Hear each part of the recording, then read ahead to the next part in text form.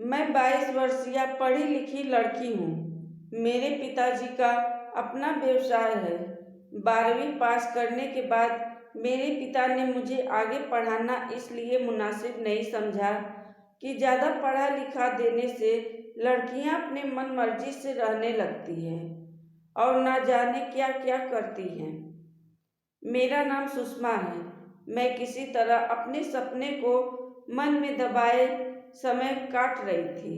खाली समय होने के कारण मैं माँ के साथ रसोई में हाथ बटा देती थी। पिताजी अक्सर रात को 9 बजे घर लौटते थे। मैं अपने सपने के साथ सबकी सोच भी बदलना चाहती थी। इसके लिए मुझे किसी का सपोर्ट लेना पड़ेगा। मैं ऐसे ही किसी को तलाश कर रही थी। तभी मेरे घर के पास वाले खाली पड़े मकान में कोई किराएदार रहने के लिए आया। उनके परिवार में पति पत्नी और उनका 21-22 साल का एक लड़का भी था। उस लड़के का नाम कमल था। पड़ोसी होने के नाते माँ और आंटी में कुछ जान पहचान भी बढ़ने लगी। कमल इंजीनियरिंग के अंतिम साल में पढ़ रहा था। कमल देखने में काफ़ी स्मार्ट था। अब मुझे एक उम्मीद की किरण दिखने लगी। कमल शाम के समय अक्सर अपनी छत पर पढ़ाई करते दिख जाता था, क्योंकि मैं भी अपनी शाम कई बार छत पर बैठकर गुजारती थी। जब मैं छत पर होती तो कमल मुझे देखा करता था। अब मैं कमल के बारे में सोचने लगी। मैं भी उसके हाय हेलो का जवाब देने लगी। कमल कई बार मुझसे बात करने की कोशिश करता, लेकिन मेरे बर्ताव को देखकर उसे आगे बढ़ने की हिम्मत नहीं होती थी। लेकिन अब कमल कभी कभार हमारे घर पर भी आ जाया करता था। घर के सामान अचानक खत्म होने पर उसकी माँ हमारे घर भेज दिया करती थी। अब धीरे धीरे 6-8 महीने निकल गए। सब कुछ ऐसा ही चलता रहा। मेरी माँ और आंटी जब कभी गपशप कर रही होती तो मैं भी बैठ जाया करती, लेकिन उनकी इधर उधर की लल्लो चप्पो मुझे कम ही पसंद आती थी। कमल को देखकर मेरे सपने फिर से जागृत होने लगी थी। एक दिन मेरी माँ पड़ोस के घर में गई थी। तभी कमल मेरे घर आया तो मैं उसे अपने मन की सारी बात बता दी।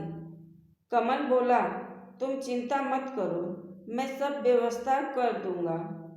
अगले सप्ताह मेरे मामा की लड़की की शादी थी, इसलिए माँ 7 दिन पहले ही मुझे घर अच्छे से संभालने की हिदायत देकर घर से मामा जी के यहाँ चली गई। मुझे और पापा को शादी के एक दिन पहले जाना था।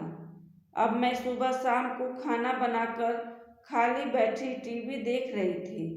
तभी दरवाजे की बेल बजी।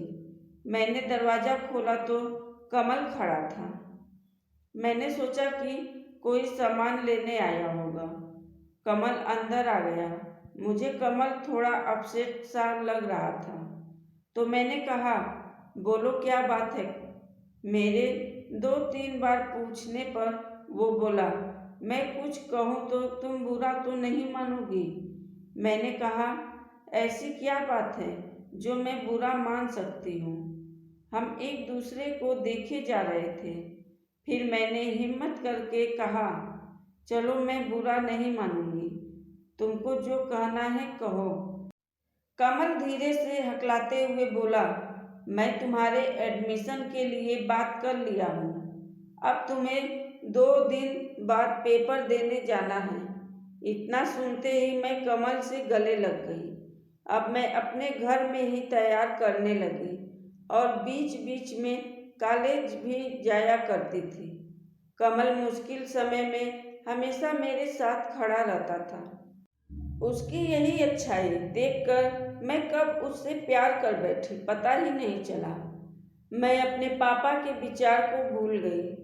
कमल का साथ हमें सब कुछ भुला देता था।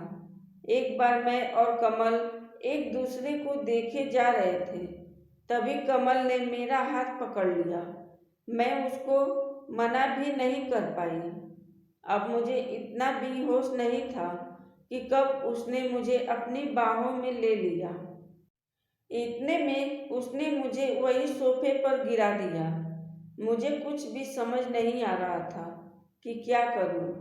बस अब लगने लगा था कि यह जो कुछ करना चाहता है वो जल्दी से कर ले और चला जाए। फिर उसने मुझे सहारा देकर बिठाया और मुझे अपने से चिपका लिया। कमल बोला, क्या हुआ सुषमा? फिर मुझे होश आया कि मेरे साथ क्या हुआ है। मैंने अपना कुर्ता नीचे किया और उसकी तरफ देखने लगी। फिर मेरे मुंह से निकला, तूने यह क्या कर दिया कमल? तो कमल बोला, मैंने क्या किया है? मैं बोली, तुम्हें नहीं पता है तुमने क्या किया है? तो कमल ने कहा, सच में हमें नहीं पता कि क्या हुआ है तुम्हें। मैं तो कब से आवाज़ दे रहा हूँ, तुम तो किस ख्याल में डूबी हो, मेरी बातों पर ध्यान ही नहीं है। तो मैंने कहा, हम दोनों के बीच कुछ ऐसा वैसा तो नहीं हुआ है।